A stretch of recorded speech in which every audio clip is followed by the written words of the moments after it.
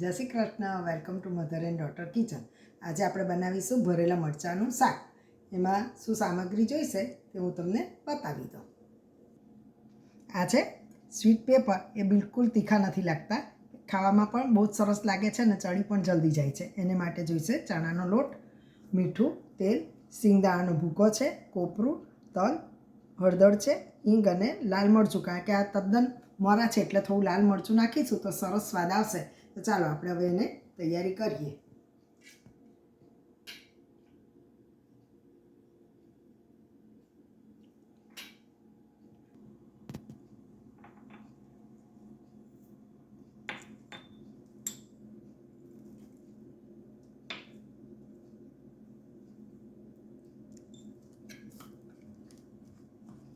હા, મેં બધો મસાલો નાખીને રેડી કરી દીધો છે. હવે આપણે એને સહેજ તેલ મૂકીને લોટ મરચાંમાં આપણે ભરી લઈશું.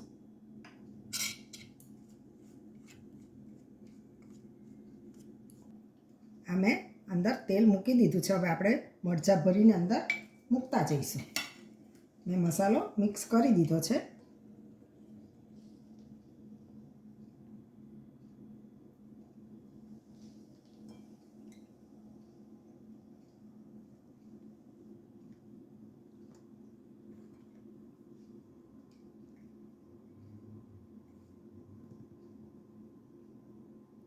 એને ઢાંકીને 10-15 મિનિટ સુધી ચડવા દઈશું. થોડી વારે પાછું ફેરવવું પડવાનું એટલે જેથી કરીને બળી નહીં જાય અંદર.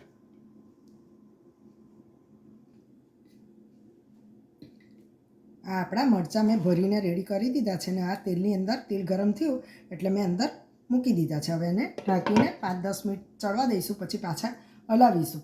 નહીં ચડે તો પાછા 2 વાર પાછું મૂકવાનું કે જેથી સરસ ચડી જાય. આ આપણા મરચાં રેડી થઈ ગયા છે. હવે આપણે એને સર્વિંગ પ્લેટમાં કાઢી લઈશું. આ આપણી પ્લેટ રેડી છે. મેં પ્લેટિંગ કરી દીધું છે. એને ઘણા લોકો રોટલા સાથે ખાય, રોટલી સાથે, દાળ ભાત સાથે પણ એ ખાઈ શકે છે. સ્વાદમાં ખૂબ જ સરસ લાગે છે. Thank you for watching.